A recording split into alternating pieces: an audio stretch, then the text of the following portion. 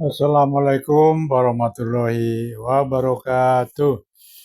Saudara-saudara sekalian, di video ini saya tidak akan bicara panjang lebar, cuma akan memberikan informasi bahwasannya buku yang berjudul Ulama Nusantara Menggugat Nasab Palsu, karangan Kiai Haji Imaduddin Usman Al-Bantani itu ternyata laku keras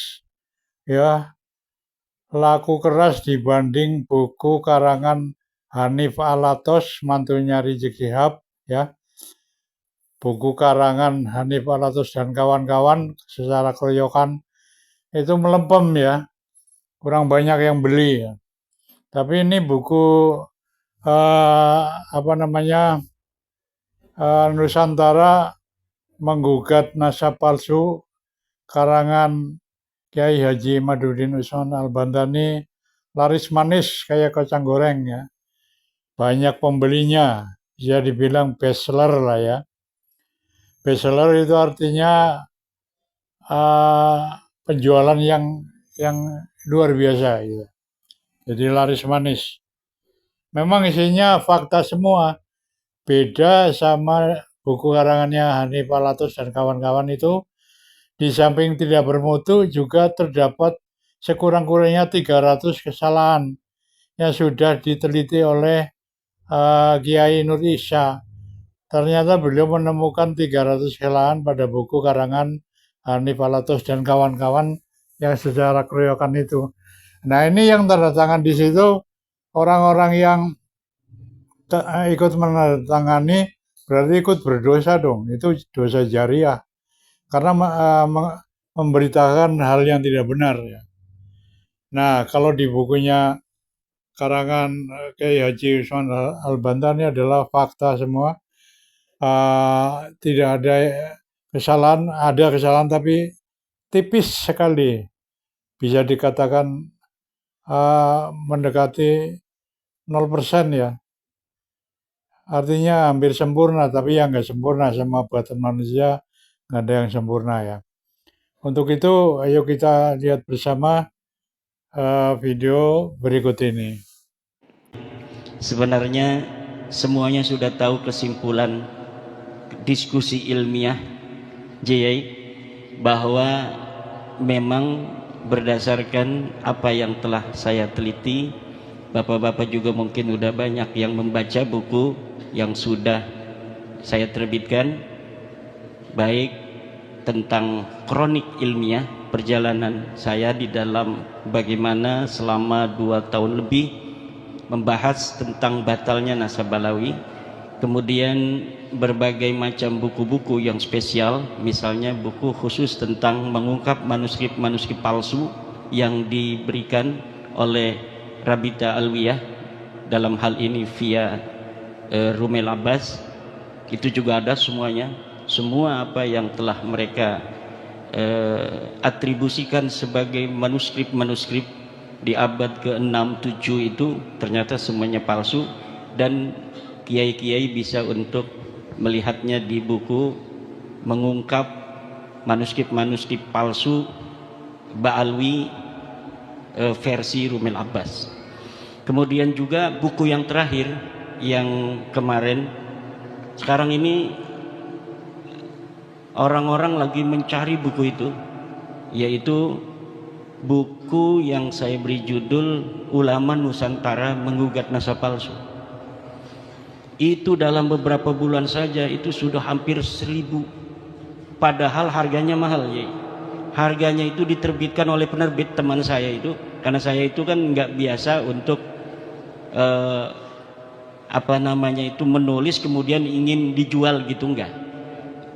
Pokoknya saya menulis, saya taruh di PDF, saya sebarkan agar bisa dibaca. Siapa aja yang mau mencetak silahkan, kan begitu. Akhirnya dicetak oleh teman saya, harganya 200.000, tetapi punya Rabita Alwiyah yang tebalnya hampir sama, harganya itu sampai 40.000 diturunin, nggak laku-laku. Tapi yang punya saya 200.000, bahkan sekarang dinaikin 210.000, saya lihat di Shopee itu malah makin dicari orang. Ini adalah sebuah indikator bahwa mayoritas masyarakat ini bersama kita, dan kesimpulannya sama, bahwa Ba'lawi bukanlah cucu dari baginda Nabi besar Muhammad sallallahu alaihi wasallam. Sebenarnya mereka sudah ada kesimpulan sendiri di hatinya. Jadi tesis saya ini dijadikan sebagai bemper aja. Ini ada.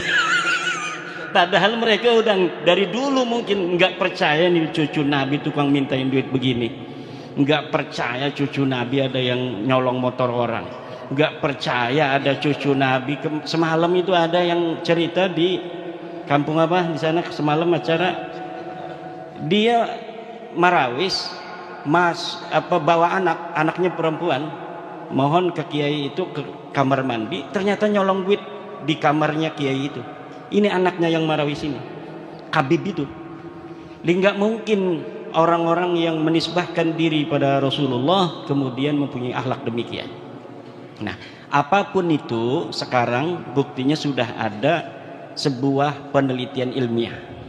Sebelumnya penelitian firasah masing-masing itu sekarang sudah mendapatkan sebuah cantolan hukumnya yang secara ilmiah bahwa betul Ba'lawi ini bukan cucu Nabi.